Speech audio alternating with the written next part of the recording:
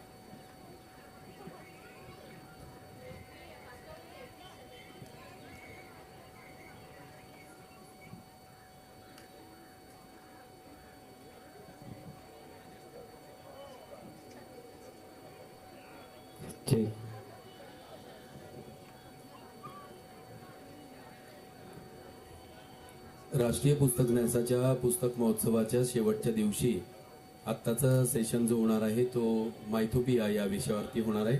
अंतर अत्रेय, कविता काणे मगाशी उल्लेख केला होता. ज्या फर्ग्युसन कॉलेजच्या ग्राउंडवरती हा कार्यक्रम होतोय, फर्ग्युसनच्याच 87 पास आउट आहेत कविताजी. त्यांचं जोरदार टाळ्यांनी आपण स्वागत करू. NBTचे अशोक सरांना मी आमंत्रित करतो. अशोक धनकड त्यांना विनंती करतो या दोन्ही मान्यवरांचा त्यांनी सत्कार करावा.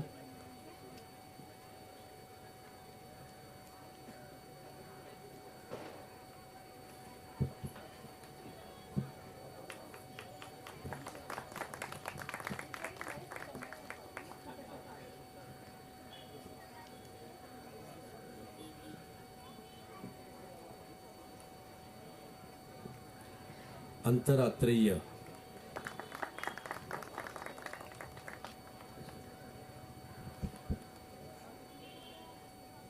यानंतरची सगळी सूत्र आकांक्षा बिश्नोई यांच्याकडे.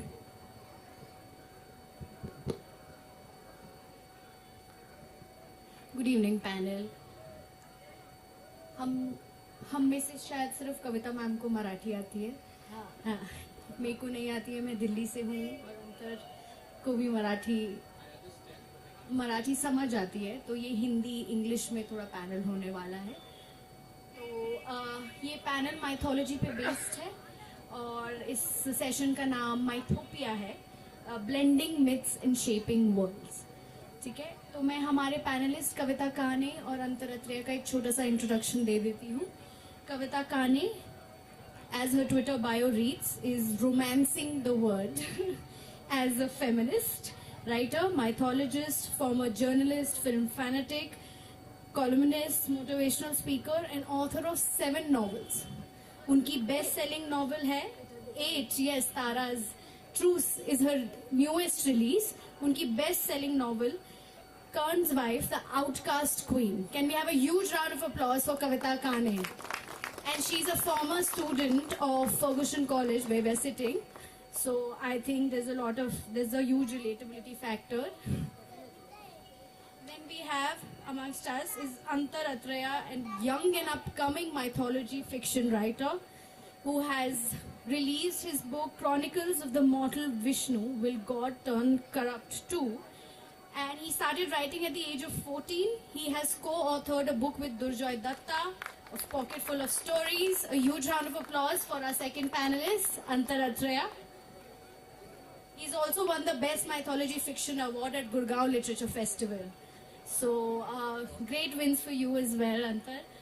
I am really glad to have you here. Ma'am, you as well. So, I would like to begin with you telling me actually something, because हम mythology की बात कर रहे हैं, तो mythology के बारे में what made you write mythology and take mythology as a subject? हम वहाँ से स्टार्ट करेंगे और फिर हम थोड़ा अपने सेशन की तरफ बढ़ेंगे. अच्छा, you want me to speak in which language? English, Marathi, जैसा आपको कंफर्टेबल लगे. ऑडियन्स को कोई भी लैंग्वेज से प्रॉब्लम नहीं है ना?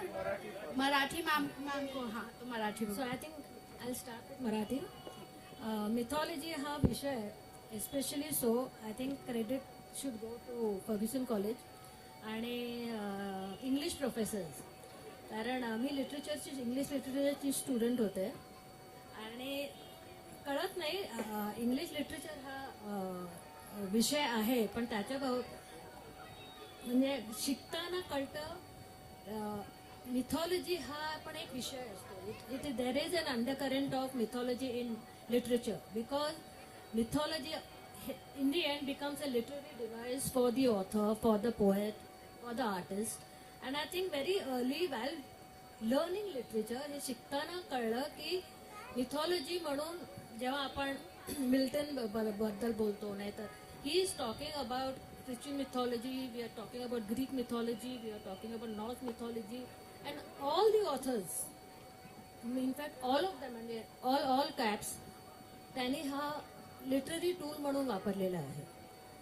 आणि हे मिथॉलॉजी वापरून to set it in today's times, और at least try to put in today's ideas, that was what हे सगळे लेखक आणि लेखिका, नाही तर कवी वगैरे, हे सगळे हा प्रयत्न होता. सो आय थिंक वेन मी जर्नलिस्ट होते आणि प्रत्येक जर्नलिस्टला वाटतं की पुस्तक लिहावं, तर the first thing I could think of was a book based on mythology. Now, again, I'll say very specifically, when I say Ramayana and Mahabharata, खरं म्हणजे mythology is not the correct word for it at all. कारण I personally believe them, they are ancient texts, and not only ancient texts, they are extremely living ancient texts. They might be thousands of years ago, but the very fact की आपण अजूनही वाचतो, अजूनही रेलिव्हेंट आहे, आणि आपण एवढं रिलेटेबल आहे, कारण प्रत्येक विषय, प्रत्येक कॅरेक्टर, प्रत्येक इन्सिडेंट, प्रत्येक सिच्युएशन आपल्याला वाटतं की ते आपल्या आयुष्यात पण ते झालेलं आहे. That is the reason why these both the epics are still so popular and still so relevant today. So I think sort of straight jacketing them into a word called mythology is completely incorrect. But still, I would say that when I had a choice to start a novel, because I wanted to write a novel, it was mythology, because as a student, I knew that it gave me a lot of creative freedom. अजून ऐकायला येत नाही? Okay. तर I think it gave me a lot of creative freedom, because एक canvas असतो, त्याचा कोरा canvas असतो आणि त्याच्यात आम्ही रंग भरतो. तर आय थिंक हा जो जॉनर आहे, ह्या ज्या गोष्टी आहेत, ह्याच फक्त गोष्टी नाही आहेत, ह्या गोष्टी देवाच्या नाही तर अप्सरा गंधर्वांच्या गोष्टी नाही आहेत, ह्या गोष्टी आपल्या आहेत. It's about man, human follies, human falls, human victories, human tragedies. So it's all about man and his battle, whether it is an inside battle or an outside battle. So I think both the epics and the Puran, they depict this very very beautifully and extremely psychologically. म्हणजे आपण जेव्हा म्हणतो की Shakespeare is a lesson in psychoanalysis, I think our two epics are a lesson in psychoanalysis. Wonderfully said, ma'am. Antar, would you like to say your piece? First of all, I'd like to start with a couple of Marathi lines. I'm an Assamese, so please forgive my Marathi. First of all, कसा काय Pune? And तुम्ही सर्व लोक इथं आहेत. मला मनपर्सा आभार. Maybe I have made a mistakes and I think you will be forgiving enough. So here, talking about a mythology, I would say, what is the purpose of mythology? We need to understand that.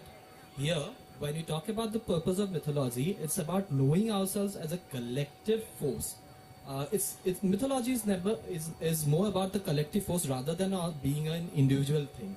So here, when we talk about mythology, what are we seeking? We are seeking for answers to some questions that are beyond, maybe science, beyond the traditional academy and everything. So we just try to find out, where we have come from, what we share as a common existence with everyone else, and how our relationship or our cohabitation with the nature and the universe is like. And more pertinent questions like, where are we as a human race headed to? What is there beyond death? And what should be our purpose in life be as a collective force, as a collective race, the humankind? So these kind of questions and the answers to these we seek, and that is what mythology. And these are very human questions. That is why I believe that no matter which region, caste, color, creed, language we speak, everyone, I would say, would have the same kind of questions. Now, as you mentioned, your primary question was how man and we delved into mythology. So it was a very kind of a butterfly effect kind of a thing. I graduated in 2016 from Ramjas College in economics. And then I wanted to go to the US. I appeared in GRE, but I could not go for some reason. No, actually I could not get the scholarship. And I could not take 60 lakhs from my home. And with that, there was my father who was going through a really rough phase on a, physical front. Like he was admitted a couple of times. I also had some relationship issues, and I was an atheist back then. And I entered into depression. I was on a 9-month period of medication, and of course it helped. But my mother suggested, why don't you, take the spiritual route as well? I read the Bhagavad Gita then, and then I understood that the reason I was an atheist was because I used to pray to God and I would never get things. And then I realized that the core was wrong. You do not pray to God asking for something or for an universal basis. And like that, there are many other things that I came to know that the main demerit is within ourselves. Especially if I talk about myself, was within me. So I understood certain things. I read more about our mythology or our Purans. And whatever I could get on the internet on the first, and they really helped me answer some of the very existential crisis kind of questions.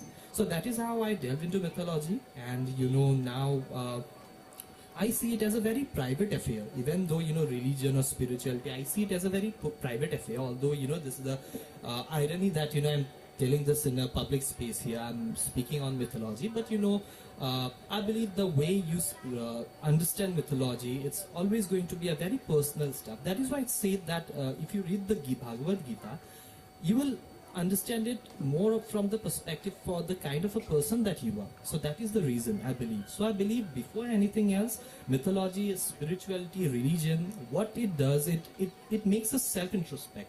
We need to question ourselves, we need to understand ourselves, and then we can understand our realization or our relationship with the rest of the world, which forms the basis of Vasudhaiva Kutumbakam. And just to add on, like if I tell Vasudhaiva Kutumbakam, which is a concept of Hinduism, the same concept is there on a micro level in Bible, which tells that love thy neighbor. So that's just a micro level of what Vasudhaiva Kutumbakam stands for. So that is why I believe that mythology is always, it will always raise very common questions, relatable questions, and as humans, we need to find those answers. Thank you for the words. Now, like you said, the search for a purpose, and ma'am's question of how mythology has relatable characters. It gives you a window to knowing people, different kind of characters and everything. So both these characteristics of mythology finds ground in oral traditions and folklores. So I would like you to trace the evolution of mythology as a literary genre from the advent of oral tradition to folklores and how it turned into a script-like system, this whole system. Oh my god, this is going to be a... And I'll try to keep the answer as short as possible. First and foremost, I think it started completely as on a oral level. I mean, it started as storytelling. I mean, the first form of storytelling is found still. The first form of storytelling is, I think, found in the Ramayana. I mean, the Mahabharata comes much later. But here, it starts off on an oral thing, which is passed down from one generation. Not just one generation, it becomes a legacy, an oral legacy, and everyone is adding a little bit. So right from the beginning, it was extremely dynamic, extremely democratic. The whole concept of free thinking, adding your creativeness, and how the story started building up. The script, now you are talking about the folklore. I think even when I'm doing research, is the folk stories which are always more colorful. And not only colorful, I think folk stories actually humanize all these characters. Even the gods, the villains, the asurs, everyone is humanized at a very, very egalitarian level, because this is the platform. You have the gods, the Manav, the Danav, Manav, so everyone is there, and then the story. So the stories are what would happen in a daily life, yes, and how they add color. And it's a completely different perspective. So I think folklore was the first time where there was a different perspective from the original text. Like what Valmiki had started or what Vyas had started. And then by the time the folklore came out, it was more, naturally it was going to be more oral and more dramatic, that the whole idea was enacting it. Because to make the whole idea was to communicate to maximum people. And I think the script came much later. So the whole idea, that is the amazing part of this literature, is that it was passed down massively through the oral narration. And the amazing part again is that how everyone added the little bit. It's like Jaya. Mahabharata was originally Jaya. Jaya became Mahabharata. I mean, that itself is an amazing story. So I think script came much later. Before that, I think the oral part, we don't know the names, but I think they were the master storyteller, original master storyteller. Same question. See, I believe everything, as I think ma'am has covered everything in her, whatever she said. I would just like to add that, oral traditions, they tend to just morally amplify certain values, and it just changes a bit whenever there is a change of geography or, change of the region. Like, we all know about the story of the boy who cried wolf, right? There was a guy, like he was a shepherd, and he used to, go to rear his sheep, and then, he would just scream that there is a wolf, there is a wolf. The villagers would, help him a couple of times, tried to help him a couple of times, but there was no wolf, he was lying. So the basic idea was you should not lie, and, if you lie like that, perhaps at some point your words won't have value. The same thing in my state, Assam. It just changes a bit, like it's instead of the wolf it becomes fox. We call it hyal. So that's the tweak. The rest of the thing remains the same. Again, if we talk about even Cinderella, then it's mythology or it's oral traditions. It's a much I would say on a newer. A fairy tale or a fairy fable. tale of kind, but it's part of mythology, and the same story kind of story can be found even in Asmis as well. the underlying factor is that you should not be envious. That story says you should not be envious, and you should let everyone you should be inclusive. You should love everyone. So those kind of things. So oral traditions basically they just change names or change a few characters with places, but the idea basically remains the same. just want to add a little bit. Was like if you take a story in the Ramayana, then you see the same story has changed in the Mahabharata, and in the Purans is a completely different story. So when you link all these stories, you realize the power again of storytelling, the power of different perspectives, and everyone assimilating and making it a whole. So I think the story originally, that entire sequence has so many layers and so much color and all. I think it's all because of, you see the same story. Take the story of Ahilya. How the story changes through the centuries. So, like both of you mentioned, the values that have been probably, when we say mythology, there is a certain notion कि ये stories बनी गई थी to instill certain kind of values in any kind of generation or society. तो जब ये stories, so probably it became a legend, but it was a story before. It turned into a legend later when it passed on to generations because characters kept changing or something. Yes, and it was literature. We forget that Ramayana and Mahabharata are epics. They are poems. Yes. They have been written. It's been written down in rhymes, certain rhymes. So it is just not. There's a lot of content. There's a lot of literary depth in these stories, and a lot of philosophical. The other stories are all moral fables, but this goes beyond moral. In fact, I don't think they don't want to make you judge at all. These stories want to make you think.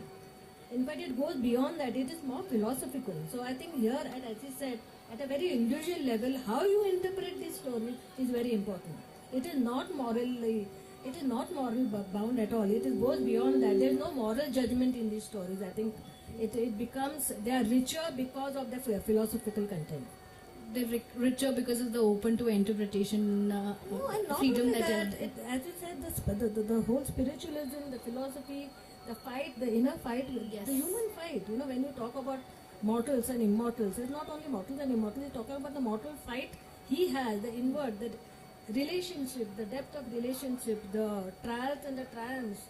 I think all this of humanity. Yes, I think it's talking about mankind. Since all mythology is talking about humanity and so hence a lot of mythology of different cultures have very common grounds, have very common stories or storylines or different characters named differently but having the same tropes, or probably epics written in different generations or for different cultures but probably having the same storyline. So I just wanted to ask, what are the similarities that we see, like you mentioned Greek mythology or the Norse mythology, similarities that we see in mythology as such, because it's so rooted in oral tradition or folklore, and since we all have cultural similarities across regions. First thing is the fight between God and man. This whole thing about God, man, evil, good. It's the basic moral fight which is there. Then there are certain, similar tropes like the flood. The flood destroying the entire world, and then there are certain survivors. It's there in every mythology. It's absolutely incredulous that, these cultures were not connected at all that time. But still this common theme is there. Or this whole thing about one brother will be bad, the other is good, So I think in the end what all these mythologies are trying to say is that this is all universal. The whole problem they are putting forth is a very universal problem. It could be, they are talking about human emotions and human struggles. It could be love, loyalty, hate, revenge, disappointment, jealousies, intrigue, war, violence, all of them, if you say, they're still there. These stories were written, whether it's in Greece, whether it's in the Norse, or whether it is Celtic, whether it's Hindu mythology, Jain mythology, Buddhist mythology, all these stories written in different times, different geographical regions, all tell the same thing. It's about, yes, it's about human follies and how I think man has to triumph in the end, whether it is an internal fight, whether it's an external fight, and then how winning is not important. What is important is the win of the bigger good. That has to prevail. Exactly. Just to add to this, in the Mahabharata we say the Pandavas won, but actually nobody won. Pandavas lost everyone. There were only a few survivors, and even thereafter, the 36 years that they ruled after the Kurukshetra, what did they do? They ensured that there was greater good, and that is what ma'am was exactly saying. And again, just like ma'am said, the deluge, the flood. We have the Matsya Avatar. Then there is the Noah's Ark. And similarly, the discovery or the bringing fire to mankind for mankind's own good. That Prometheus they did in Greek mythology. He brought the fire. He stole it from Olympus. And in Rig Veda, there was a particular person. I may not pronounce the name correct. Matrasivan or something of that sort. He brought fire to mankind. So similar kind of things. And even if the stories are not similar, the themes are similar. For here, let us, take the example of Draupadi. The disrobing of Draupadi, what was it? It was basically weak men trying to bring down a powerful woman. And they believed that, the only way that, a woman would be nothing if once, she, what we say, her respect is molested. Same thing, and then we even today we go on to their people who say the Kurukshetra happened because of Draupadi, which is absolutely wrong. And the same thing we see in Greek mythology, which see even today people say that the battle of Helen of Troy, she was blamed for the battle. So that's always there. Even and. That is what mythology is supposed to do. We are supposed to, understand that, that these are common things and we need to act, execute and change now. But even today, it's a very sensitive thing, but I'd still like to say it, even if today there is a, person or perpetrator who has done something wrong with a woman, if you ask them what was the reason, he would mostly say, I was just trying to teach her a lesson. So that has never changed. So we need to understand things and we need to change, it's not just mythology, it's not just this that, just read books and, just forget about it. Mahabharata, the Kurukshetra would not have happened if Karna was treated right. And why was not Karna treated right? Because of casteism. And what do we have today? Are we done with casteism? No, not at all, to be really honest, I belong to the general caste. And to be honest, I'm a Brahmin. And I absolutely feel there is a need of reservation today because maybe we don't really realize, but when you really look and go and see the number of, caste-based violence and activities that take place even in today's India, that is terrible, So basically, I would say that we still need a lot to learn from mythology. And it's not just, it's not done. Every one of us has the Bhagavad Gita in our house. But until and unless we really read it, we really understand it, and at least I'm not telling that we can be perfect. Nobody's perfect. I'm totally imperfect person. I have anger management issue. I do not have a perfect relationship with my parents. I do not have a perfect relationship with my girlfriend. I do not have a perfect relationship with my friends. But I know that what are my mistakes, and I'm trying to rectify them. Maybe I'll succeed. Maybe I won't. But I'm proud of the fact that I can self-introspect and I know what flaws I do have. And I think as individuals, through mythology, if each one of us can do that, that is all we need. The world would be a beautiful place and, it would be a place to live for. Following up on what Antar said about stereotypes that are formed because of the stories that are mythology has left us with. One of them being wars have been fought because of women. One woman causing a huge warlike situation. Ma'am, you have written a lot about the female perspective and lesser known characters. I would really like to know your creative process, and I would really like to know that how do you bring out the heroic in a character that was hardly mentioned in a larger narrative when narrated, a larger, like let's say a Mahabharata or Ramayana, was solely based on the main character was the lead character, the second lead, not even the second lead. It was Sita's sister. It was Karn's wife, who in the script, yes, have been mentioned and described, but you have brought them out as the lead character. So I just want you to shed some light on your creative process in that, and why do you think it's important to write it? I think when we talk about Ramayana and the Mahabharata, I think the first characters we think of is Ram, Krishna, Ravan, Duryodhana. Then we think of Draupadi and Sita. And these are the only two female characters we think of. And when you actually see both the epics, they are an equal number of men and women. And each woman is not there to just be a trophy. She is there for a reason. She has a reason in the part of the narrative.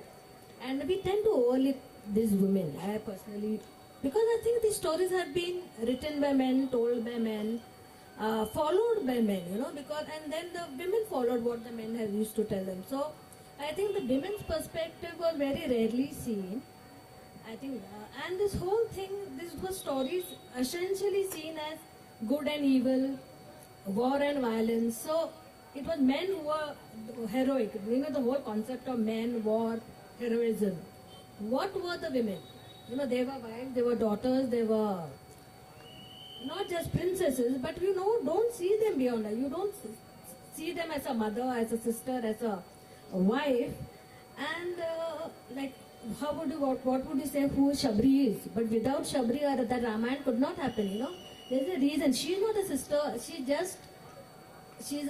like literally Ram and Lakshmana passing by, and she's there in the...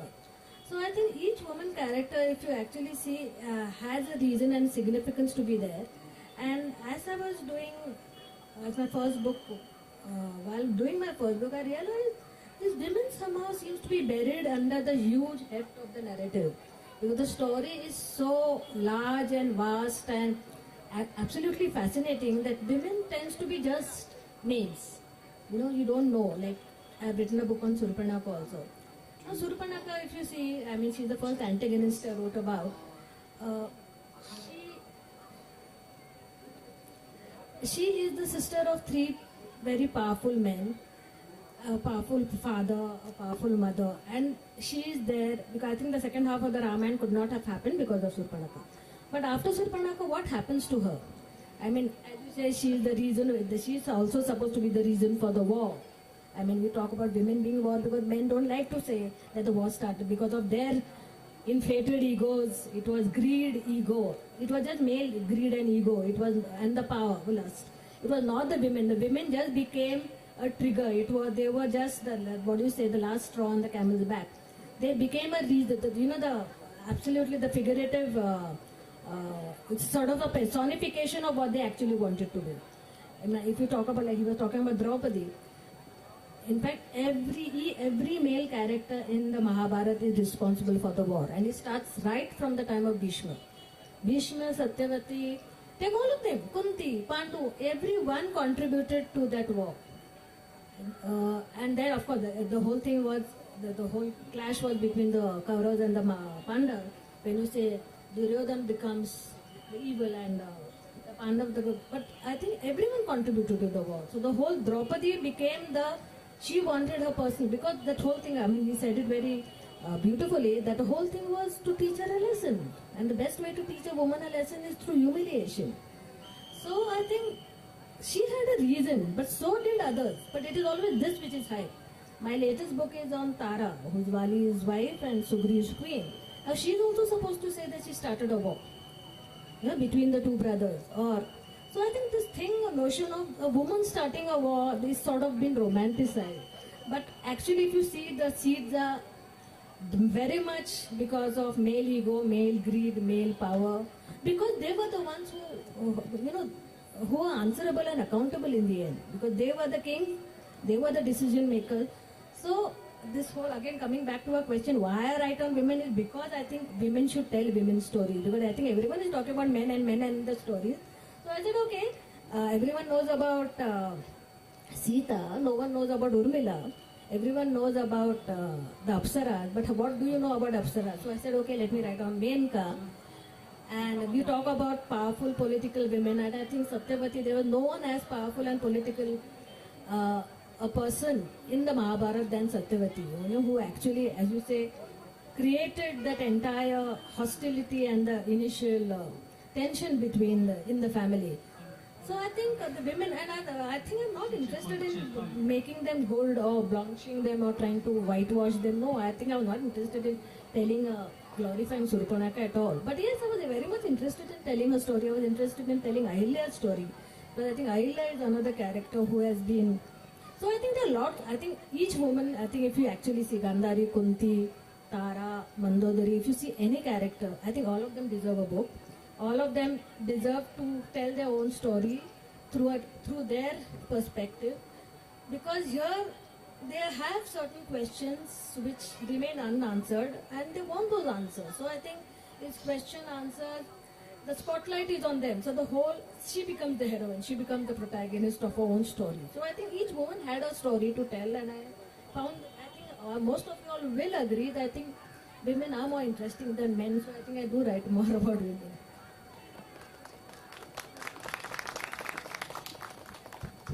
Why don't you talk a little about your book, the Vishnu, Immortal Vishnu? That book came out quite a few years ago, 2019. So that's basically what I wanted to do was, it's not the book of a hero; it's the book of a villain and how a person becomes a villain.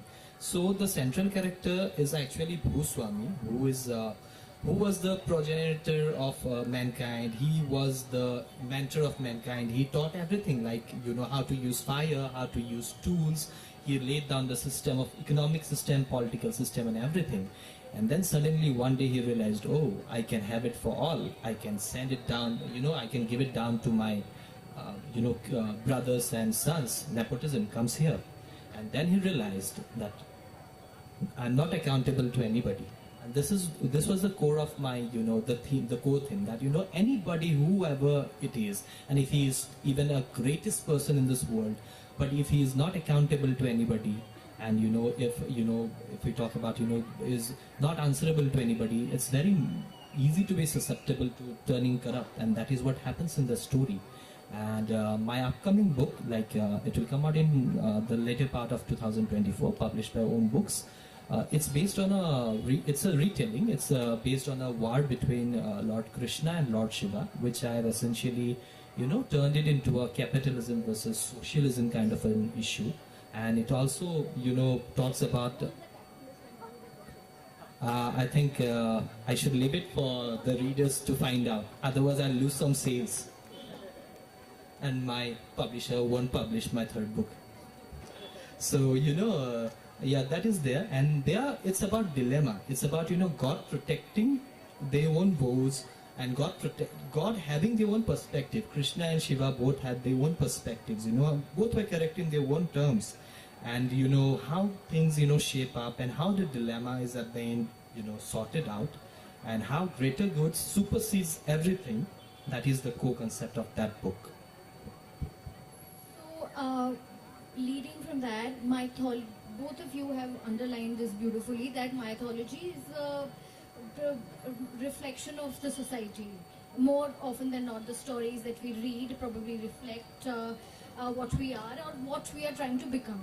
So do you think, or I want you to have to comment on today's mythology. Are we glorifying the mythology that we've led before? Is the glorification required? Or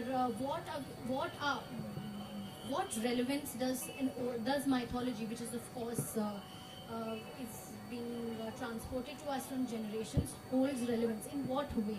In what way does it hold relevance?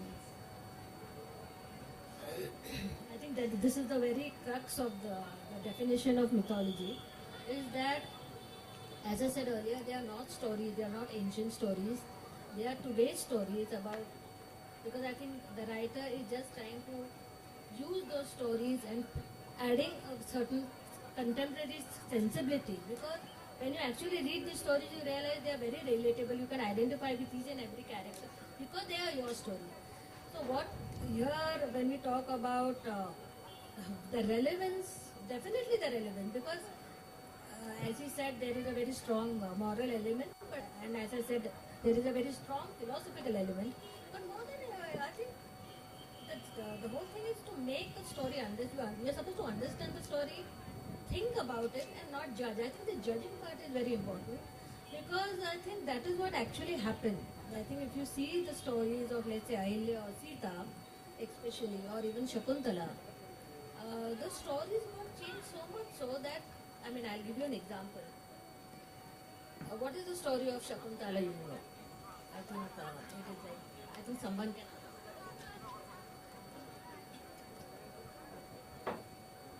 Hello everyone, my name is Prajakta.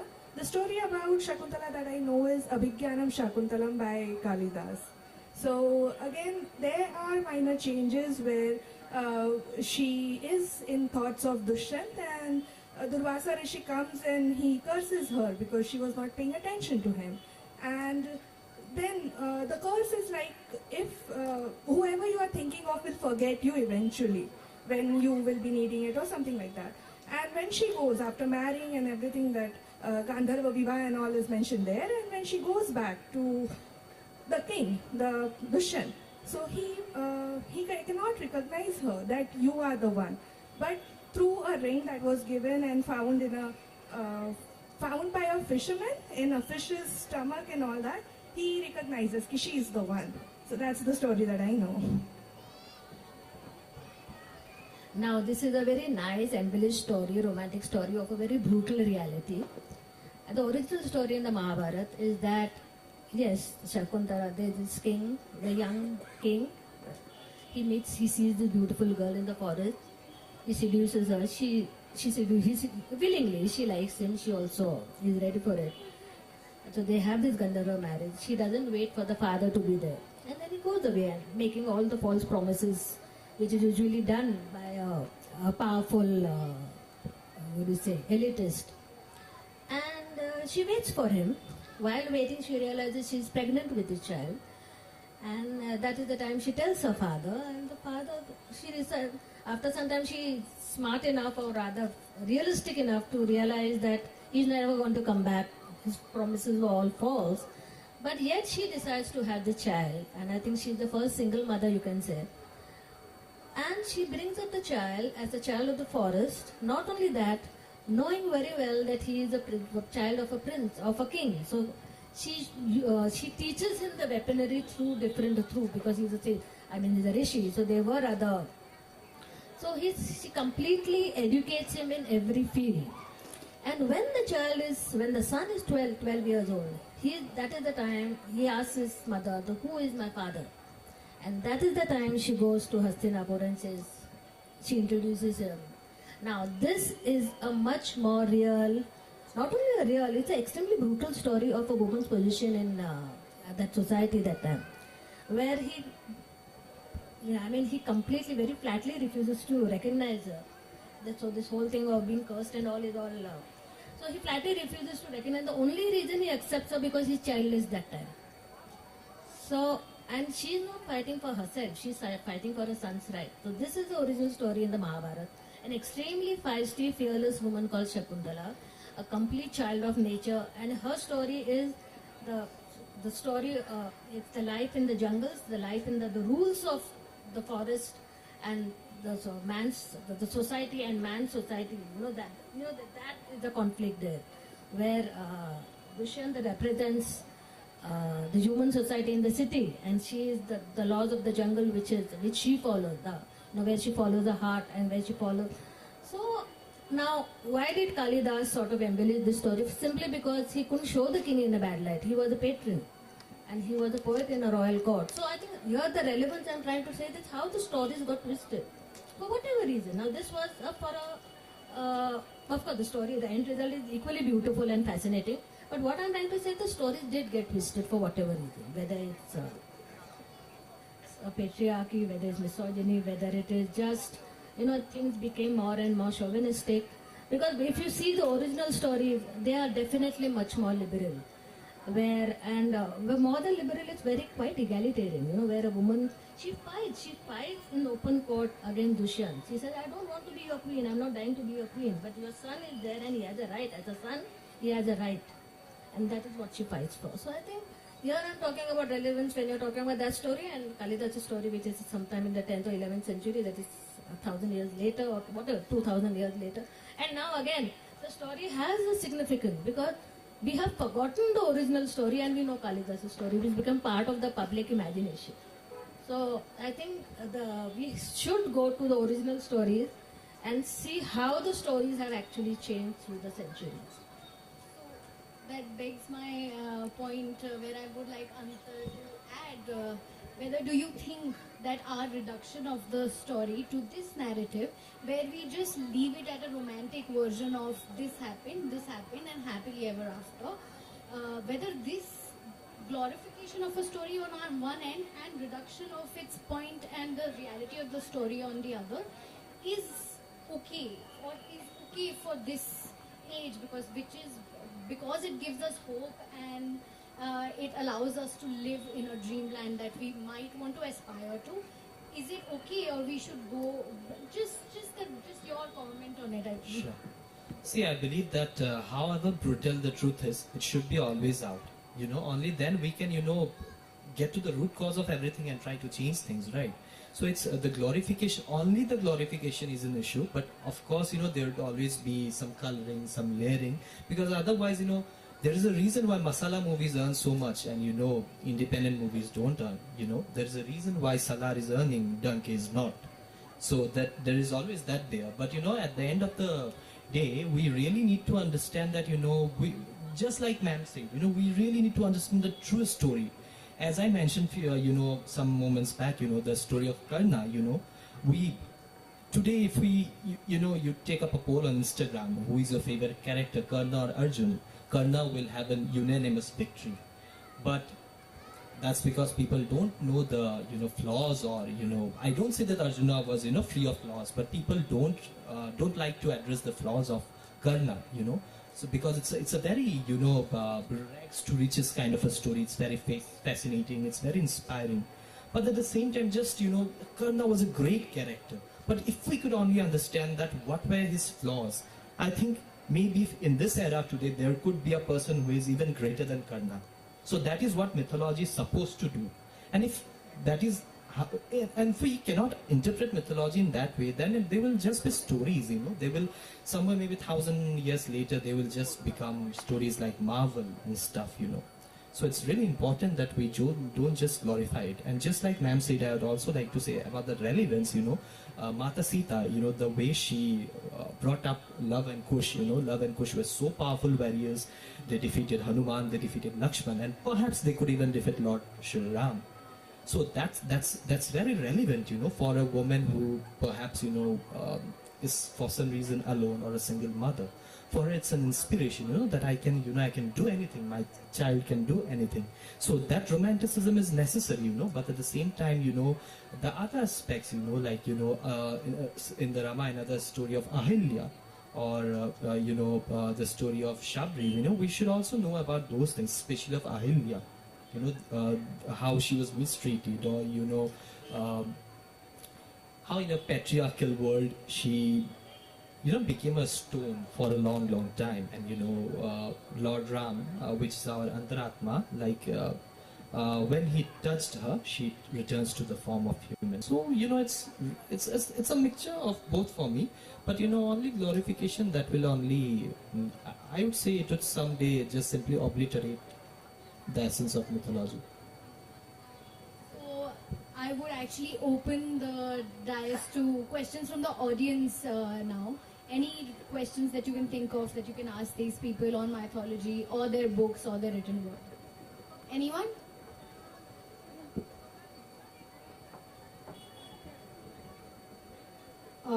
Ma'am, magic, logic and finding a magic, like what's the thing? When we think about mythology and stuff, we actually dreamt about the glorification and stuff. So is there a right way to finding a balance between magic and logic in life when we are living and when we think about the in terms of mythology, and when we think in terms of connecting our lives in terms of spiritual spectrum or understanding in whatever way. Are you asking me as a writer how I balance it out, or or as a In generic? general, how one should No, I think the magic is very important, because I think that's why it's very popular. Because with magic, as you say, we lead very complicated, boring lives, dull lives, violent lives, troubled lives. We need that magic. We need it because that is, this whole balance between education and entertainment. And magic is there because it transports us into a certain world. But that world also is a certain reflection of our reality. So that logic is there. Now, how much the writer, how much are you perceiving the logic and the magic is up to you. If you're only going to see magic, it's going to be all a rose, the whole thing. So I think it depends a lot on the reader, how he is going to interpret the magic and the logic. Because both the factors are very much there. They are part of any storytelling. What in terms of coincidence play a lot of role, like in terms of stories as well? This happened, maybe a love story or any kind of story for that matter, like incidences or times, like the time frame for that matter. So is it play a wider role? No, I didn't understand the question. Time frame of life. In terms of coincidence, this happened and this No, happened. coincidence, again, it's a very deliberate ploy. I mean, there's nothing like coincidence. I mean, then again you see the whole play of fate. If you're going to see that, fate against man, your own resolution against what is destined for you. I think all this is, if you're asking me as a writer, I think it's a wonderful, it creates a natural conflict and tension, and which is very much translated into our everyday lives. I mean, if you actually see, you always wonder, are you a puppet in the hands of destiny, or you are supposed to sort of work hard at your own goals? No one So, I mean, this whole thing about struggle and what is in fate. So I think, and especially in India, we are an extremely fatalist society, and I think that also gives us hope. I don't think destiny or fate is completely negative. It gives us hope because there is some sort of succor. Especially when you're survivors. I mean, how do survivors, the strength the survivor finds? Strength should come from somewhere. Because this whole concept of fate, I think we do, well, let's not negate it, let's not glorify it, let's not romanticize it. But definitely, I mean, when you see, it's not fate, it's not only ruling us, it's ruling the entire nature. I mean, you see the way the natural, you see how the world is changing. We're talking about environment and what is all that? I mean, this is, are we trying to say that we have, man himself has destroyed his world and his fellow beings? Yes. But was he fated to do that? Was God fated to have that? So I think that comes, again, it comes to an extremely existential and a very, very moral question, that what is your duty as a human being? And what about a writer's perspective? Oh, we treat all this as tools, सब masala dalo or एक story banao. हम तो, this is not our original story, we are trying to add our perspective. But these are all, we are just trying, it's like a cycle. A writer takes inputs from his world, from society, and again he's giving it back to society. So it is again being absorbed by society. So as a writer, you have to be extremely responsible what you are writing for that sake. Because when you are sort of noticing a certain issue or a factor, and you are going to sensationalize it and not talk about the real issues about it, the real problem behind it, then I think you are being an escapist. The whole thing, or distorted. Worst is distorting it. So giving it a completely false. So I think the readers nowadays are very smart to know the difference between reality, fiction, basically fiction and falsity. I think they definitely know that. Because when I say my stories are fiction, they are basically dramatization of not my story, a story which is already there. I am dramatizing it, and I am adding a lot of fiction, but I have to be very careful how much of falsity I am going to add. So, yes, that is my. Thank you. Thank you, ma'am. Namaste. So, in the beginning, you have made a very clear distinction between ancient text and mythology. So, many times when I am in conversation with my friends, it becomes very difficult to justify incident of Ramayana and Mahabharata through very rational or logical realm. For example, Ram led Vandar Sena and subsequently conquered Lanka. So how to have a more empirical interpretation of mythologies or Vedic tales? No, I think this story is How to definitely. make it more evidential? How? How to make it more evidential? More evidenced to the Evidence facts. is definitely there. I mean, those kingdoms were there. The Kishkinda was there. Kosala was there. Humpis, Kishkinda. Gandhara was there. Everything was there. I mean, these places were very much there. Now it's up to you whether you want to say whether the kings were really there or not. Whether it was Valmiki telling a story about a certain king and he named him Ram. So it's up to you. But personally, I think this is so, it doesn't matter. What matters, whether Ram was really there, whether Krishna was really there. More than that, what they are saying is more important. Yes. I think instead of trying to find the history of whether these stories are true or not, or whether they're history or whether they're mythology, I personally believe in the content of the stories. I mean, they carry more weight than the geographical location or the factuality.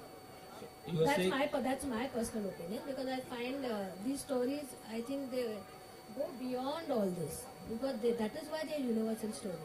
When you're talking about the story of Ram, or the contrast between, let's say, Ram and Ravan, it is a very deliberate contrast, I think, Valmiki made. Now, whether it's true or not, whether Ram, Raja Tha, or was there a wicked king like Ravan, all this is, I will not say anything, because frankly, if you're talking about evidence, these stories, no, you want evidence. Now, evidence is, these stories are thousands of years old. How can we expect evidence? I mean, there are places, but I mean, when you talk, I mean, you actually see the journey of Ramayana from Mithila to Kosala to Ayodhya to Kishkin to Lanka. These places were there. You actually find, I mean, that is the amazing part. It is not just the imagination of, the wild imagination of a writer. No, I don't think that. There are facts. But how much of facts?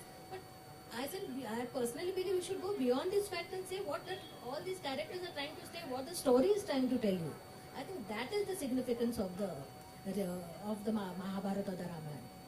you are saying that it has power to take us consciously Yes. towards many So when you're talking about wrongdoings, when you're follies. talking about Kurukshetra, you actually imagine the battlefield, and Kurukshetra is there. So what I'm trying to say is that it adds validation to a story, definitely. But now you're going to have a controversy over that. I think it really does not matter, because I think the story goes beyond all that. Their story is our story. So I think when you say Mahabharata happens in every house, it is true. And how many times Ramayana happens in a house? How many Ram do you find in a house? So here it is also a question of, a changed society, a changed definition of idealism, a certain cynicism which is there. So I think Mahabharata was a more cynical version of society than what was Ramayana. See, Ramayana, when you're talking about it, actually the whole thing is about idealism. It was about an ideal king who wanted an ideal society. And that ideal society did not accept an ideal queen. The problem was with the society, not with the king or the queen. It was not the problem of Ram and Sita, it was the problem of society. And till now, it is we who point fingers at other people. So as society, I think we are also morally responsible that when we choose a king and a queen, how morally right are we? So when there's a debate that goes around them, there's the subtle debate of demanding more evidence and getting the proof. I don't believe in it. I don't go for facts and facts in the sense evidenced kind of stuff. But there's a subtle debate that keeps going. That how will you justify it, or how will you prove it, or do you have any evidence that how? Somebody told me in Kishkinda These that all arguments and discussions and debates, that's fine. I mean, there are so many other discussions and debates. I'd rather go in for something more meaningful where I would really want to know what Krishna wanted to say in Bhagavad Gita than actually wondering whether he was really there or not. That's what thanks a lot, man. Just to add to your question, let's for a moment, although I want to make it clear in bold that I believe that Ramayana and Mahabharata happened, but for a moment, hypothetically, let's assume it did not happen. Alright, in that case, the writer, Vedvyas of Mahabharata, if he had written something so deep, he is God. We don't need to, put more debate. If somebody is there asking for evidence or something that, you can just simply say it's a story, but just look at the story. And the writer, the Ved Vyas, if there was no Krishna, there was no Vishnu, then Ved Vyas would have been God, because what he has written is truly divine. So that is one thing. And secondly, I would also like to say, this is why I believe that mythology is a much broader concept than history. And that is why I believe, although Mahabharata and Ramayana and everything happened, still they are mythology, because mythology does not need the burden of scientific proof. Exactly. I mean, if we just look back 500, 600 back history, how much of reality do we really know? It's really difficult. We're talking about 3, 4, 5, 7,000 years ago. It can never be, you can never find evidence. Actually, as ma'am said, you just don't need the evidence. What is the purpose of mythology? It's just that. And if you just no. Just if you need to answer your friends for that, I'm telling you, just tell them. In that case, Ved Vyas was the god. And I think that content is timeless. Yeah, the content is timeless. History is sort of bound by time. I think these stories, they are timeless stories because of the content. You can go on and on about it.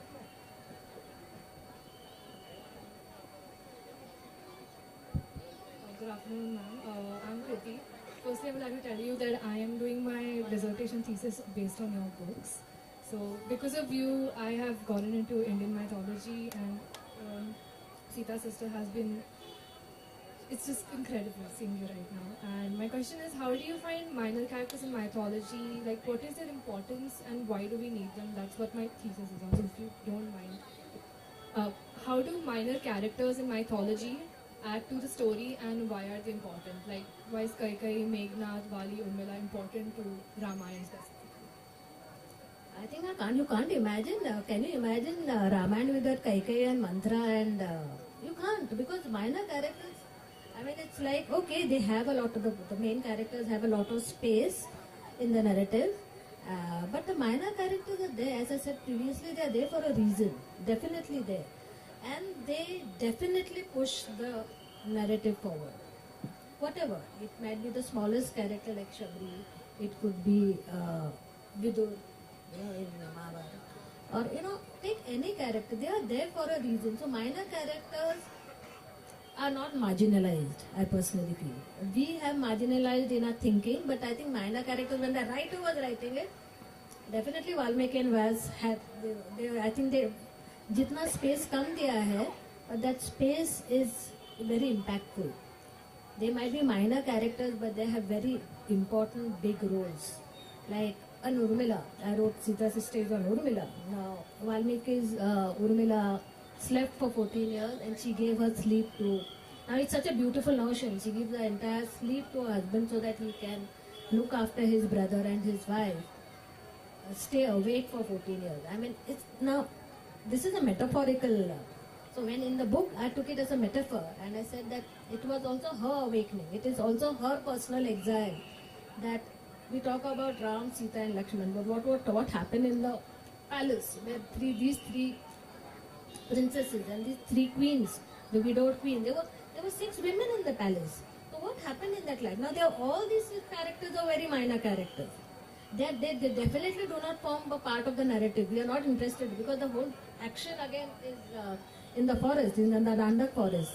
So no one is interested in Ayodhya. Only 14 years later when Ram comes back, Ayodhya again is prominent. So this book again, this whole part was a different point of view, a different visualization. But the whole thing, if the original plotline was not mine, but I tried to say, not distorting the characters, I just tried to use these minor characters and tried to make them into a protagonist, mainly because to tell their story. What happened to a Kaushalya or a Sumitra or a Kaikai or a Mantra, or Urmila, Mandavi and Shatrughan. I mean, Shatrughan is the only one there in Bharat. So I mean, these minor characters, these are the, handful of minor characters, but they are very much there. They are holding fort in Ayodhya. So I think the novels, because of that, I think this whole thing about fascination for minor characters, it's always there. Na? It's like, even when you see a movie, you look after the hero, heroine ki maa, hero ka maa. I mean, you don't see see all this. We are not interested in the small characters at all, but they are there. But I think here, I don't know about movies, cinema, they take a lot of, there's a lot of population, character population there. But I think in neither of the epics, there is a character population. No character is there without a reason. However small, minor the character. So there is a reason, like even the smaller the fish. I mean, if you talk about the animal kingdom, the birds, the trees, the importance of jungle in the, I mean, that is a character also in both the epics. The role of the forest versus the city of Hastinapur or let's say Ayodhya, or the contrast between Mithila and Ayodhya. I mean, Mithila is a completely women's world. Where there are 4 girls coming from Mithila, where the father is King Janak, who never pined for a son. In a world where everyone was pining for a son, he wants a daughter. He adopts a daughter, he has his own daughter, and he has 2 nieces who are girls. So it's a complete, it sort of symbolizes the girls' world. These 4 girls from that world enter a extremely male patriarchal world of Ayodhya. And that's the marriage between these 2 societies. So I think there's a reason the minor characters are naam hai, there's a significance, they definitely have a significance, and most importantly they have an impact. Thank you so much, ma'am.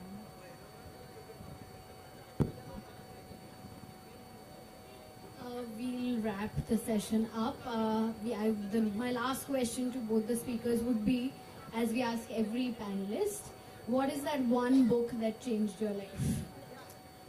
My own, I think, because I had to write it. Because it's very nice reading a book, but I think actually writing a book becomes that whole discipline and translating your decision into a reality. I think yes, that one book I think it would be Karna's Wife. For me, it has to be a collection of several books, but if I have to pick a favorite book or a book that really touched me, it has to be To Kill a Mockingbird. I believe that it's a very beautiful book, and it has I read it long ago. Maybe I was in the 8th standard back then, and maybe I realized that that stories can really move. And as ma'am said, more than reading, it's when we start writing. It's more inspiring. As ma'am said, it's more, you tend into, you become disciplined and you start knowing things about yourself. And especially if you're writing in the space of mythology, it's always an added benefit. You can be your own motivator at times. You can motivate yourself, and that's really necessary in today's world. Instead of depending on YouTube videos and stuff, if we can motivate ourselves on our own independently, that's the greatest thing we can have. Thank you so much. Can I have a huge round of applause for both our panelists here and for such a wonderful session. Thank you, ma'am. Thank you, Antar. I would like to take your leave. I would like to do a special thank you to Ferguson College, because I think my best days were here, 5 days from 82 to 87. And I think this is an opportunity for me to say thank you to all my professors, because I think they were the guiding force. And my favorite place was, of course, the staircases, all the steps out here in the library. I think I don't know whether now it still has, but it has a wonderful library. Thank you for inviting me, inviting us, and I think a wonderful audience who had the patience to listen to us. Thank you. Kavita Kane's books are available here on the dais. They are for sale. She'll be here for a while to sign those books. So you may want to get your copies for her newest release and her old ones as well.